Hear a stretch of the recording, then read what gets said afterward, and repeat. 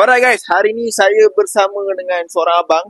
Dia baru je claim waranti motor SRV 250 dia warna oren ni. Dia claim penukaran torsion spring. Torsion spring apa? Dia sekarang ni dia gear tak boleh tukar bang. Bila gear tak boleh tukar, kita hantar and buat checking, kita check dia punya torsion spring ada masalah. So, dia nak tanya customer punya feedback macam mana kita punya servis. Macam mana bang?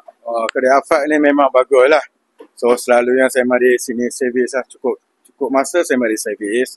Servis semua okey, cantik. Dan masa saya servis 2-3 hari tu saya pakai, dia ada problem. Dan problem dia, saya masuk gear okey, nak freekan gear memang tak boleh. Ketat. So saya mari Afat balik, saya tanya dekat bos dia cakap simpan dulu, kita check dulu, dia cakap. Ada problem apa, kita boleh waranti. Ada waranti dan dia akan buat. Dan sebelum tu dia call saya, dia cakap spring punya problem, kita akan waranti lah, dia tak payah bayar apa, akan dia buat cantik lah. Dia sudah buat pada saya lah, cantik lah. Sekarang saya nak ambil motor dah. Okey, macam mana bang? Kita punya proses claim waranti ni cepat ke lambat? Memang cepat. Doktor, mula-mula dia cakap kat saya 2 minggu.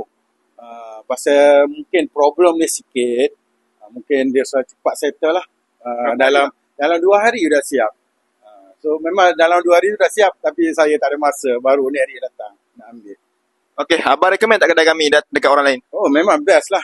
Memanglah saya recommend. Saya ada benar dia cakap, kawan-kawan beli kat sini motor, banyak jenis motor ada. Dia dapat ni. Okey, itu saja guys. Customer yang berpuas hati dengan kita punya servis semua.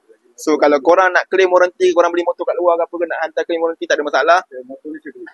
Nak beli motor sini tak ada masalah. Nak cari spare part accessory pun tak ada masalah. Ingat, apa hal? Cari Hongfat Motor.